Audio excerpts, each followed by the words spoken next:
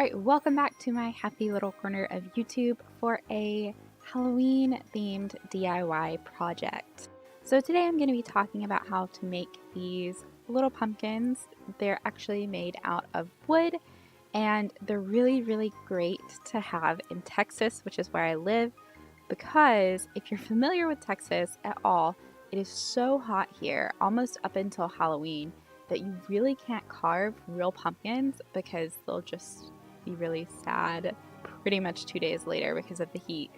But I'm one of these people who likes to start my Halloween decorations early. So I worked with my husband to come up with how to make these pretty cute wooden pumpkins.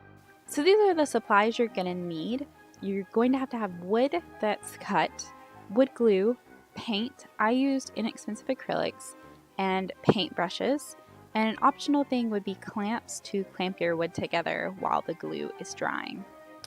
So I used several different sizes of wood. It was all the same width, so it was 3.5 inches wide, but we had small, medium, and large pumpkins. Our small were 6 inches, the medium were 12, and the large were 18 inches long. There were also some small pieces cut to be leaf and stem. The leaves were actually the triangular bits cut off of the smaller pumpkins, and the stems were a 1-inch wide board just cut down into different sizes. So I was lucky enough to be able to have my husband to cut my boards for me. I am not going to go into how he did that because I know everyone's situation might vary on what kind of tools they have access to. This thinner wood from Home Depot is actually possible to cut with a handsaw. I have done it before, though in this case we used a power tool to do so. Now hardwood stores like Home Depot and Lowe's will actually make cuts for you, but they typically do charge per cut. Anyway, once you have your wood, you want to spend some time gluing each piece together.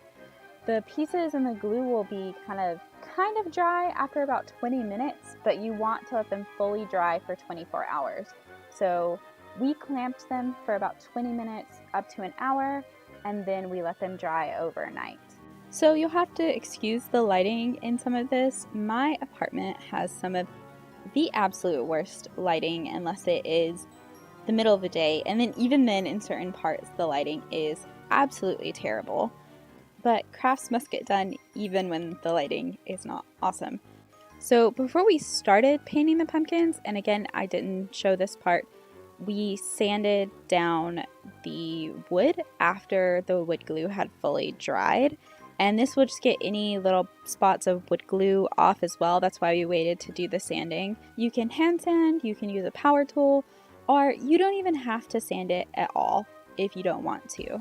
So what we're doing here is painting the pumpkins. And this is a technique that I use with a lot of acrylic paint that's going over wood when I want to see the wood grain.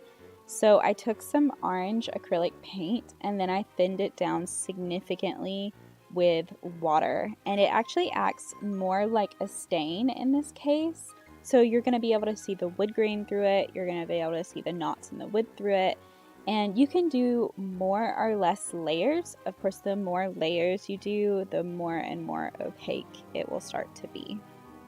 Of course, if you didn't sand down your pumpkins prior to this step, you might end up having to use a thicker coating of paint. Some wood has a marking stamped onto it, and it's just information about the wood or a barcode or what have you. And the reason you would want to sand might be to get that off. But if you didn't, you can just use a little bit more paint and it should cover up most of the markings on the wood. So overall, we ended up doing several coatings on the pumpkin. And that's one good thing about keeping it thin, is we could still see a lot of the wood grain through all the coatings once we were done. And then we could really kind of control how much color went onto the pumpkins. So if you're curious of what kind of acrylic I'm using, I am just using the really cheap stuff that you can get at Walmart or Target or Hobby Lobby or Michael's that costs between 50 cents and $1.50. It's not the outdoor type acrylic. These pumpkins were kind of kept either inside or on our entryway, which is covered, so they weren't really exposed to the elements. You could also put a protective coating on your pumpkin after you were all done with it if they were going to be set out in your yard. So these were our pumpkins come the next morning. They're not really a bright, bright orange, which was kind of what I was going for, like a more muted orange color. And I really like how they turned out. And there's my cat. Hi, Millie. So the next step is going to be painting all the leaves, which are triangles, and the stems, which are the little rectangles I'm holding. And I just painted these with full strength, straight up acrylic, and I painted them brown and green, and it took a while, and I got covered in acrylic paint because I'm impatient and I just want to paint all sides at once so I don't have to do it twice. But hey, that's just me. Now, you might have noticed that there is actually one side that I am not painting of them, and that's because wood glue takes a little bit better if you don't paint all of the sides. Like if it's just raw wood to raw wood, it will take a little bit better than if it's painted wood to painted wood. Also, I'm not sure if the mic is picking up on the noise in the background. I don't know what they are doing, but someone, particularly my upstairs neighbors, are always making some kind of noise, and I'm really sorry about that. And my mic is not the best mic to begin with. So the next step is gluing all of the little stem and leaf pieces to your pumpkin, and I am using clamps to hold the stem pieces on, but when I get to the leaf portion, you can't really use a clamp since they're triangular, or at least I couldn't figure it out. So there's no issue with just kind of what I'm doing right here, which is just kind of gluing them and making sure it's attached and kind of just letting it dry. Since these are more decorative pieces, that is okay. If they were more functional pieces, you would probably want to make sure the wood glue is a little bit more firmly attached. Alright, and we're back to the bad lighting situation. This is actually right in front of my fireplace, and you're going to see my cats walk over because they have to be involved in like whatever I'm doing. So I'm just drawing the faces on the pumpkins here, and then I'm going to go over the faces with black paint. Also, Millie is playing fetch with me during this portion, so that's why she keeps coming over and like dropping a toy in the screen. She wants me to throw it for her. So I'm doing a mixture of some like happier pumpkin faces and some scarier pumpkin faces. And then I'm actually leaving the back side of the pumpkin unpainted completely.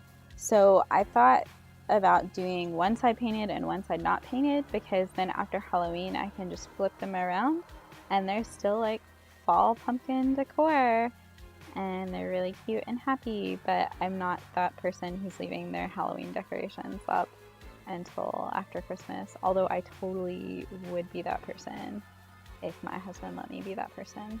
I mean, I totally would live in Halloween year round, but anyway, if you're not a person that celebrates Halloween, you could just leave the faces off of them, and then you would have like festive fall pumpkins. They would work well with a little bit more of a rustic style decor, I think, which would probably work well with fall decor in general, because fall decor is typically a little bit more on the rustic side. Anyway, I like how these pumpkins turned out. I think that they're really, really cute. And this is actually my second year using pumpkins like this. They've held up really, really well. Like I said, they didn't really get wet. But here's me like taking some video of my mantle fireplace, and trying to be like one of those YouTubers who makes beautiful videos. I'm not one of those people, but there's my cat and she looks really spooky with it, so that's bonus points, right? Also, I'm completely aware that the ship I have on my mantelpiece does not match with the Halloween fallish decor, but it keeps my two goober cats from jumping up there and knocking everything down. So the ship kind of has to stay. I know you're probably thinking, oh wow, this cat in her pumpkin bed looks too cute to be a menace. You are wrong. She is a menace. But this is kind of how I themed my front door. I don't have a whole lot of room around my front door. There's some stairs right next to it, so I had to keep it pretty simple. But it's festive and cute, and I like it. And thank you so much if you've made it to this point in the video for watching this video. I really, really appreciate it. I post art/craft videos on my YouTube channel whenever I have a little bit of spare time, and I really appreciate anyone who watches them. So I want to say another thank you, and I hope that you guys have a fantastic day and this has inspired you to make your own spooky pumpkins.